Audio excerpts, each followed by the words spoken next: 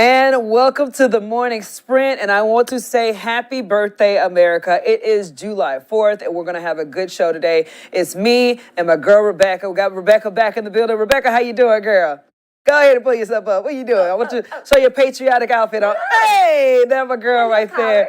Yes. So we're very excited about today. Obviously, it's a special day in our history, something to celebrate for sure with fireworks, food, and family. I hope everybody is doing that. Me and Rebecca, actually, we went out yesterday and we enjoyed some pool time, right? Had a good pool time, some barbecue going on. Some of the best barbecue I've ever eaten from Mr. and Mrs. Gray. My parents came into town. They're actually on their way back to Arkansas now, but they came to celebrate and we enjoyed a wonderful time at the pool. So if you guys got plans, please drop in the comment section. Let us know what you're doing today. I know a lot of firework displays are going to take place and we're going to cover all of that. And also some very interesting videos. For example, this right here, this is something that I didn't realize was that controversial, but apparently it is.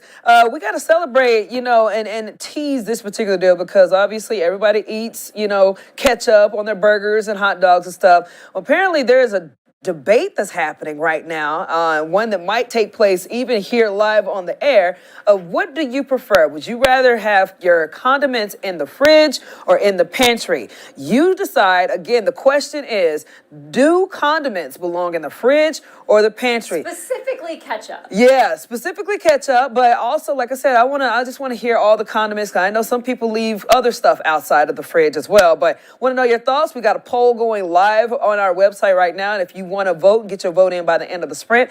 Just all you got to do is go to our website, WSLS.com/vote. Again, we're going to get to that toward the end of the show, so you guys please get to voting because I know my answer. I think I know Rebecca's answer, and I think I know majority of y'all's answer, but go ahead and drop it in the comment section. Okay, so yesterday, we were talking about the crazy video about the roller coaster with the cracked beam. Oh my gosh. Well, get this. Inspection is continuing today. The Fecton crews are climbing the Ferry 325 roller coaster at Carowinds in Charlotte, North Carolina.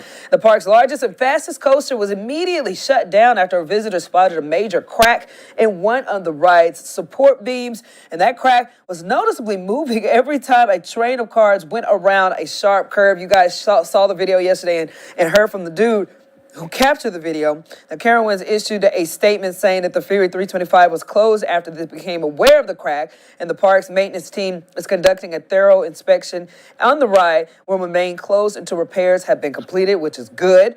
No word on what caused the crack or a timeline when the Ferry 325 may be back open, but like I was mentioning this yesterday, Rebecca, I'm not really sure how eager I would be to get back on the ride even after it got fixed. What are your thoughts about that? I don't know. Look at that crack. Look at it. I know. But also, look how many support beams this roller coaster has. Oh, man.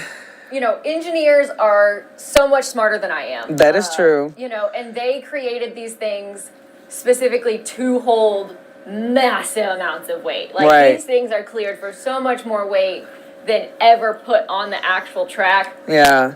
And so, I just think that, yes, is it a terrifying situation? Yes. Does it need to get fixed immediately? Yes. But I also think that one support beam probably would not cause the entire thing to come crumbling down. Is it terrifying? I'm going to say, absolutely. Bro, I don't, just any kind of sight. I need things to be perfectly looking. We were talking some Final Destination stuff. Yes. Exactly. So that's what I'm saying. I don't care if it was a tiny little splinter. If it's not supposed to be there, like the guy said, that ain't good. And I'm just the type of person, I'd rather be safe than sorry. So I don't know. What do you guys think about that? Would you get back on the ride after they find a way to fix that type of crack? That was a huge crack as well. And speaking of rides, we got one in Wisconsin Fair. This thing got stuck upside down for multiple hours. And when I say multiple hours, I'm talking about 3 hours. Ambulances were at the fair to transport the people to the hospital after they were rescued, and everyone got off the ride safely. Fortunately, no injuries were reported as a result of the ride's malfunction, but the ride was inspected before the fair began. But again, another situation where this is one of my biggest nightmares. I love roller coasters. I love especially the metal roller coasters where it straps you in. Here, let me pause it. Oh gosh. You can see them. They're in this little fire bucket. Yes. Pulling people out. The top, that very tip-top part of that curve. And can you just imagine being stuck upside down for 3 hours. Oh, all the blood rushing to Oh your head. my gosh. That's terrifying. And then, like we were talking about earlier with Parker, if it was hot outside, like super hot, I would just be in a full blown panic mode. And I'd just be in a constant prayer, I think. I used to like lay upside down on my couch cushion. Yeah, same. When I was same. a kid. And even then, I couldn't do it for Yep. that long. So, like, not even as a full grown adult, but I'm imagining kids ride fair, like, ride things at the fair, like middle school kids. Yep. So, like, Oof. how terrifying it must have been. But thank God they all made it back down safely, and thank God for those first responders fighting. Somehow, it's amazing at how humans have been blessed with the abilities to build things and to get back to those things if they need to reach, a person. So I would always see like the tallest roller coaster. I'm like, how would a person even be able to save someone that's up there? And they make it happen. We got some terrifying video to show you of actually a rescue taking place. This is from Georgia. Georgia deputy pulling a driver from a burning car. That's always terrifying. But it happened Saturday when the deputy was responding to reports of a crash. You see him right there trying hard to break that window. And then you're going to see him pull the person out right there. You see, you got his hand. Pull that person out, drag them to safety. Right now, it's unclear what led to this crash, of course, but we don't know the condition of the driver. But as you can see, that car became engulfed in flames during that. So again, another shout out to our first responders, always stepping in, moving fast. He was just like, I'm gonna put my life to the side real quick. Let me get this person out of this car. Like, he wasn't afraid of the smoke. He wasn't afraid of the flames. And a lot of people, look at that. That's a terrifying sight to see too, isn't it, Rebecca? Oh, yeah, absolutely. 100%. Like, fire is probably one of the scariest things to me. I don't play around with it. Like, I will not hold sparklers. I will not, fireworks aren't my thing. Mm-hmm. Like, if it can burn and I don't mess with that. So this would definitely have been one of my worst nightmares. I'm with you. But fortunately, that deputy, his quick actions rescued that person. And again, we're just praying for whatever recovery they may need. Speaking about fire, fireworks, a good version of the fireworks, obviously. It's the 4th of July. There's a lot of different events for people to participate in, go out and see some beautiful shows. And get this, if fireworks just happen to not be your thing, there's also another cool thing that's happening. For example, we got the Great Duck Race. Oh, I love this story. 10 this morning. So in less than 2 hours, you got time to get out there to see 6,000 rubber duckies be dropped in the Chestnut Creek. The first 4 and the very last duck to make it from the Grayson Street Bridge to the CVS will win some prize money. That money raised from selling the ducks goes directly to the Galax Volunteer Fire Department. Again, a really cool sight to see right there. Again, if you don't want to see 6,000 fireworks at night, you can see the duckies. And then there's the big duck. Brittany Weir, she covered this last year. And she's with a little celebration, little patriotic headband on right there. But she's floating down the river in the duck. Rebecca says she's going to try to get Parker out in the duck to do a forecast next year. So we shall see what happens. Oh my gosh, yes. If anyone is listening now or later and knows the people that run the duck race or runs the duck race themselves or knows anyone at the Galax Volunteer Fire Department, please email the newsroom. I would love to get a live person out there next year to be able to do this. We need live weather coverage from the duck race in the boat. Yes. In the duck boat. And also something happening today as well. If you want to go ahead and check this out, there is a parade to see. This is happening in Craig County later this morning. Again, this is taking place at 10 a.m. Their Independence Day parade starts at that time in Newcastle, downtown Newcastle. The parade leaves from the fairgrounds, travels down Route 311 to Main Street, and ends at the county courthouse. So everybody get out there and enjoy America's birthday. There's nothing better than being around a lot of Americans and just enjoying just that country pride that we have in that flag and in our troops and our families, and everybody just getting out there on the same page to enjoy a special event. So if you guys want to go check out a parade, there's one happening in Craig County. The information is right there on your screen. And of course, you need to look up some more stuff. We got it on our website at WSLS.com. If you're going out to celebrate and you want to go to the lake, this is something you need to be aware of as well, because we know a lot of people like to go out on the lake, but you need to know that drinking and driving, if it's bad in a car, it's bad on a boat. Before you go, here's some reminders to stay safe on the water and out of trouble with law enforcement.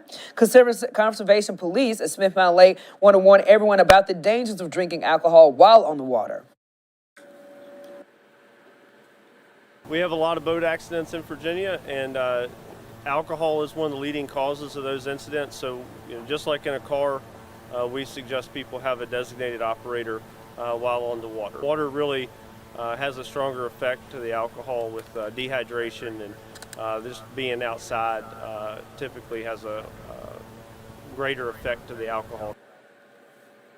All right, they also say to be aware of your surroundings and to always wear a life jacket, even if you think you are a strong swimmer. So, yeah, we want nothing more than for people to be as safe as possible. We want everybody to enjoy this 4th of July holiday, but make sure you make it back home safely, in one piece, responsibly. If you're out and about having a good time with your friends and stuff, please get a designated driver. We just don't want anything, we won't be covering anything bad that happened on the 4th of July. We need to celebrate this holiday with good faith. And speaking about celebrating the holiday, obviously, if you've been outside, you would note that the weather is pretty ideal. Yesterday was a little funky in some areas with the severe weather going in and out. But today, we're looking good if you want to pop some fireworks. Our meteorologist, Parker Beasley, joins us right now with that forecast. Hey, over the next 24 hours, we will hit 92 degrees, partly cloudy skies, and then 70 for our overnight low here in Roanoke. As for today, we could see some isolated showers on your 4th of July, but they won't ruin any of your outdoor plans if you do have any. A slight breeze will be relieving because we will be keeping fairly warm throughout the day with humidity levels. And then take a look at this, your fireworks forecast for tonight. Set them up, light them up, watch them explode in the sky. 85 degrees, warm, mostly dry, but by 10 we get humid with less clouds. I'm meteorologist Parker Beasley. Have a great day. All right, Parker, thank you so much. I'll take note. Take advantage of this good time because it's going to be a really good time today, especially with wonderful weather. All right, so when it comes to downtown Roanoke, you already know there are a variety of different foods that we can try, and today is our lovely Tasty Tuesday. I know we're not looking at our Tasty Tuesday picks just yet because I want you guys to gear up for, I'm going to call it Firework Wednesday. But either way, it's Tasty Tuesday, and Chris Michaels is taking us to a Jamaican flair restaurant called the Reggae Grub in Tasty Tuesday. This guy, his name was Kevin Brown, been teaching for years, but recently decided to follow his passion. And the passion was Reggae Grub, opened in Roanoke's iconic city market building. And he says that it's not about the money, that the passion will, and that passion will one day lead to profit. Now, Brown is offering up several authentic Jamaican meals, something that he's done since he was young, cooking with his mother and grandmother. And he says that there are 3 key steps that I think everybody should take into consideration. Pre-seasoning, marinating, and coming in and cooking for hours. So all that food that you see right there, you can tell he spent some hours and time in there to make sure you guys get that quality, those quality meals, like dishes like the oxtail, which I tasted for the first time, the jerk chicken. They got this kind of fish there with red beans and rice, veggies, curry chicken. You get the full story on our website at WSLS.com. But yeah, if you're looking at your screen, you'll see those are some tasty meals. I actually, they brought some meals back when they recorded or shot this, and I tasted the oxtail for the first time. Has a very interesting texture to it, but it was a lot of flavor packed in that I could tell that they spent time marinating. And then I'm a goat curry person. I love goat curry, Indian food. So he had some goat curry going on. And I will say, if you don't like spicy foods, you might want to just, hold off on getting the spicy items on the menu because it does have a little bit of a kick. I'm a spicy mouth person. Rebecca, I don't know if you'd be able to handle it, but the flavor is there. You good? She's not assuming. She knows this for a fact because I get the sweetest sauce of barbecue wings, like boneless or Yes. any chicken wings ever. We were getting chicken wings the other day, and Jackie's like, "I got the 3 hottest sauces on the menu," and I'm like, "Can I get the sweetest barbecue sauce you have?" All right, and speaking of sauces, another reminder, we're going to ask you guys, should your sauces go in the fridge or in the pantry when it comes down to ketchup or any kind of condiment? Okay, so keep that in mind. We're coming up to it shortly, but for right now, we got to tell you about this flying car. It's a cool deal, okay? So this has been a staple of science fiction and a long-awaited dream of the future, maybe one step closer to coming true. The Federal Aviation Administration just certified for testing a vehicle that startup company calls a flying car. It's the first fully electric vehicle to get U.S. government approval that can both fly and travel on the roads. Range will be 200 miles on the road, 110 miles in the air. The company expects to sell each vehicle for $300,000. You know, if you just got that laying around somewhere, you can get you a car. With the first delivery projected for the end of 2025. So yeah, if you got $300,000, which you want to be a part of the future technology, there you go. That's where it'll take you, and it looks pretty cool. I just know at that point, if you see people flying and there's multiple of those flying cars around and you look down at the ground, I wonder if people be like, okay, I know how much they make.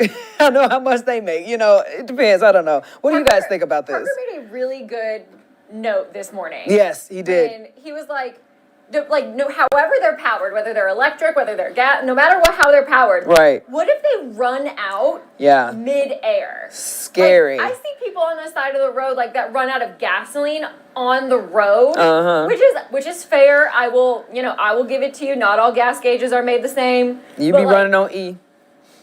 Yeah, I don't fill up until my gas light comes on, and that stresses Jaffney out. But like, if you're in the air, and that happens, do you just crash on top of someone? Except, I'm assuming that obviously, like you said, engineers are way smarter than we are. People are way more prepared for worst case scenarios than we are. I'm thinking either A, there's going to be a serious warning signal in that vehicle that goes off there to say, hey, you got X amount of times to try to figure out where to land.